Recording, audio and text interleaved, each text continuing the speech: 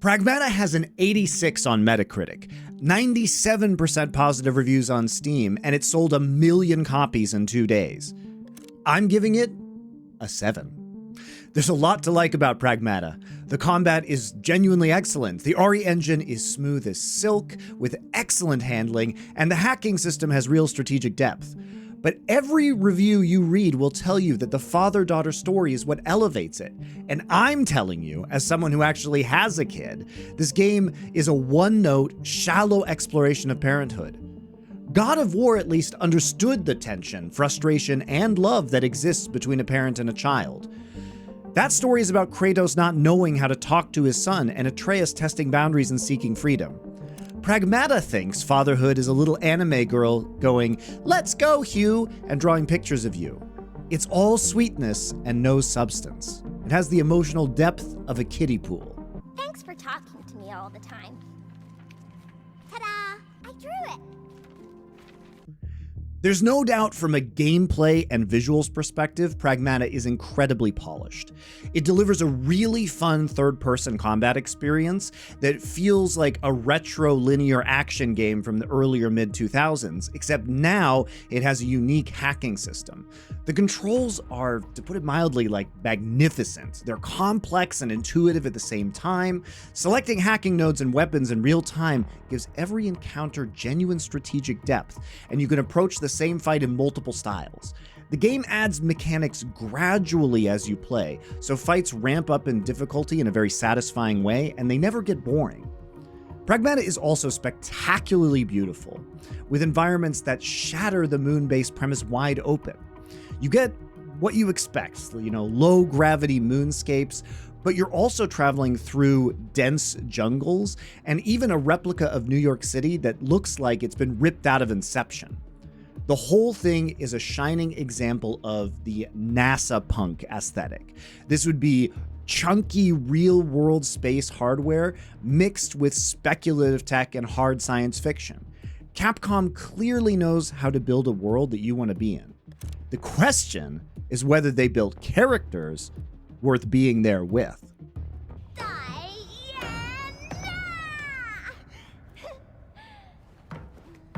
As you've heard, Diana is adorable.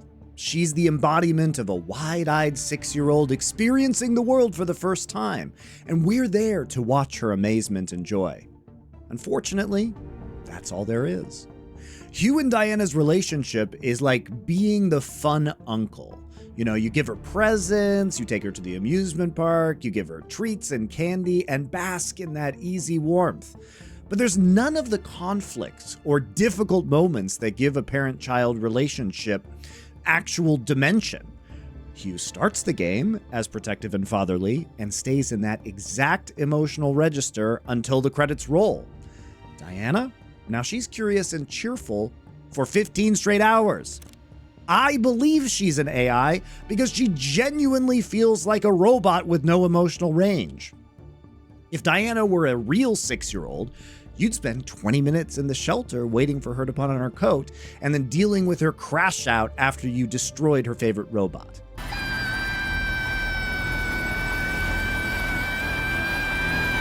Now, if we're comparing kids in recent Capcom games, Emily in Resident Evil was actually more realistic. She starts sweet, but then she turns into a monster, which tracks a lot closer to an actual parental experience. And then there's the benchmark, God of War. Kratos is a character with real history and emotional trauma, and the entire game is him processing that through his relationship with Atreus. They bond through the highs and the lows. They become different people by the end. And that's what earned the emotional weight. Hugh is just nice. There's nothing for Diana to push back against, so there's nowhere for the relationship to go. I don't expect a parenthood simulator. That's not why I play games. But God of War proved that a father-child story can carry a game when both characters actually grow. Pragmata never really even tries. I thought you were gone, Diana. Beyond the characters, Pragmata refuses to engage with any deeper themes of artificial intelligence, or even to deliver a coherent plot. It was impossible to know that when development started on this game in 2018 that AI would become the defining conversation of 2026. But fiction has been exploring this space for decades, and games have done it better for just as long. For example, Metal Gear Solid 2, a game released 25 years ago, is more prescient about AI, information control, and digital consciousness than anything Pragmata attempts. That's not a high bar to clear, but Pragmata doesn't even approach it. Even a game that came out the same month as Pragmata, Replaced, which had a similar development timeline, actually investigates AI themes in a deeper and much more serious way than this game. The game never asks what being an AI means for Diana's consciousness, her agency, or her rights. She's painted as the victim of an experiment, and that's exactly where her arc ends. There's no explanation of what synthetic existence means for her future, no interrogation of what she actually is. The game does explain why Diana was designed with a child's body, but what it never explains is why she must also possess the mind of a child, or really even much of a mind at all. Hugh. Diana. Yeah. Hugh. Diana. Hugh. Diana. Hugh. Diana. Hugh. Diana. Hugh. Diana. Hugh. Diana. The scientists built a synthetic being capable of real-time combat hacking and gave it the emotional range of a kindergartner. Maybe they wanted to make her super adorable so they could seem more monstrous when experimenting on her? The logic is baffling. And then there's 8, your primary antagonist, an anime slop villain whose only motivation is that she's corrupted and wants to send dead filament to Earth because she's malfunctioning. That's it. That's the entire story. No ideology, no philosophy, no mirror held up to Diana or Hugh. She's just a broken machine doing broken machine things all day. Between Diana 8 and the facility AI Idis, this game has 3 artificial intelligences. 3 of them!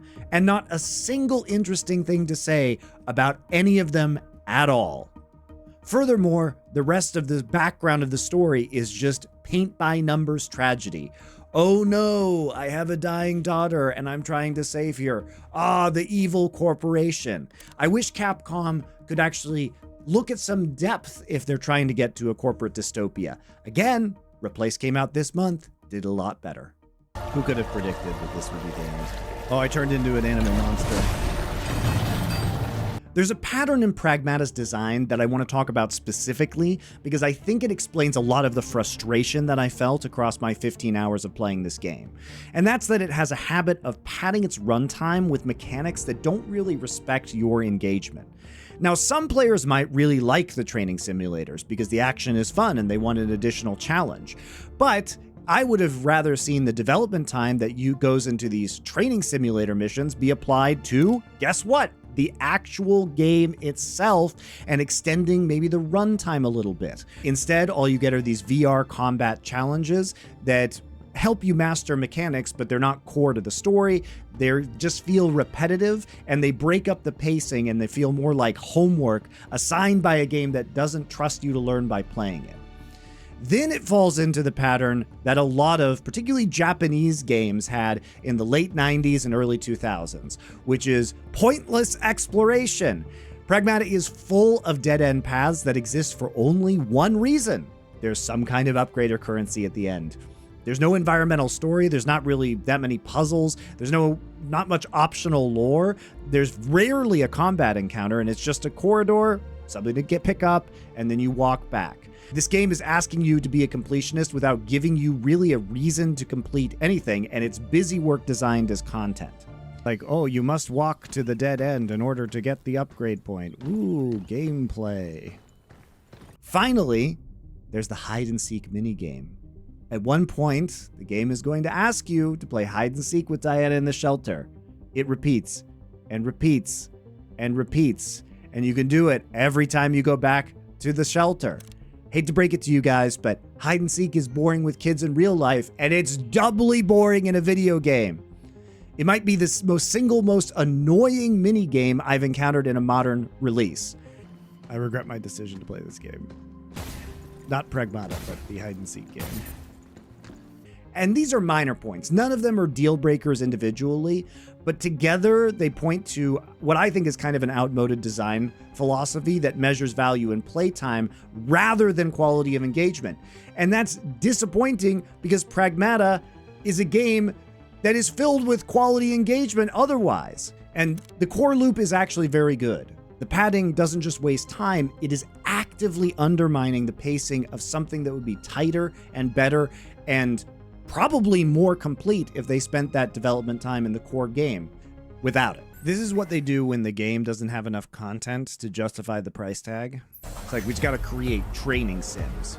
Oh my God, so hard. What a great time I'm having right now, guys. Worth my time. Every second. Now, there's been a lot of weird controversy online about Diana. Reddit communities are getting banned, articles written, and the usual cultural war takes from every direction.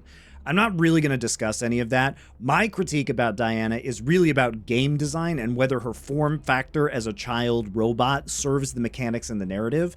And I don't really think that it does. It comes across to me purely as an emotional play to generate this father-daughter feeling rather than have a function within the story or saying anything about artificial intelligence themes. It gives you those parental highs, and it does that well, but there is absolutely no depth to it. And if you told me that this was some sort of Japanese psyop to increase their birth rate, I might actually believe you. You alright? I fell down again. Hey, Big anime nod. don't sweat it. Teammates look out for each other. And we're a team, right? We're a team, right? Ganbate, Hugh. High five. Let's talk about the verdict. Now, I mentioned this earlier. For me, Pragmata is a 7 out of 10. And I really want to be clear about what that means, because when I say it's a 7 on an 86 Metacritic game, it sounds like a contrarian take, but it isn't. I think the reviewers who scored this in the mid-80s were grading the craft, and the actual gameplay deserves this. The RE engine is performing at its absolute peak here, and the combat system is one of the most fun I've played in years, and that's true. The controls are absolutely sublime, and the environments are genuinely stunning. If you really just want an action game for the action and the gameplay, you will love Pragmata. But the problem is that Pragmata doesn't just think it's an action game. It thinks it's a story about fatherhood and sacrifice and what it means to be human in a world of artificial minds. And if we talk about that, the game, it really does fall short. The father-daughter relationship doesn't have any conflict or any kind of emotional range. The AI premise never goes anywhere, despite the fact that there are 3 different AIs in this game, all with ostensibly different motives. The plot hits every single beat you would expect to hit in the order you expected to hit them, so there's not really any surprises. And the sacrifices that happen from this characters don't really end up making you feel anything because the game never gives you a reason to be attached to the characters making the sacrifice. Go find the sea. No, wait!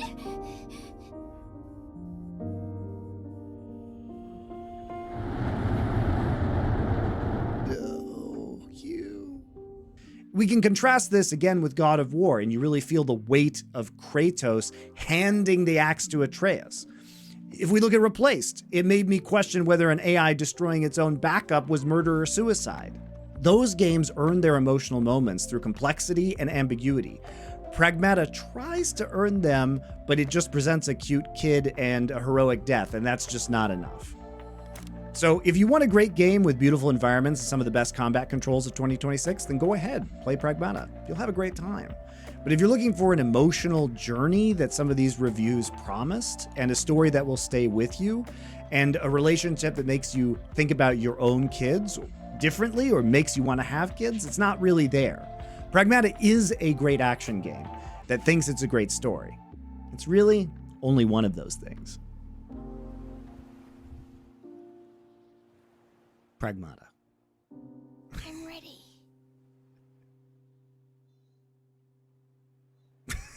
Called it.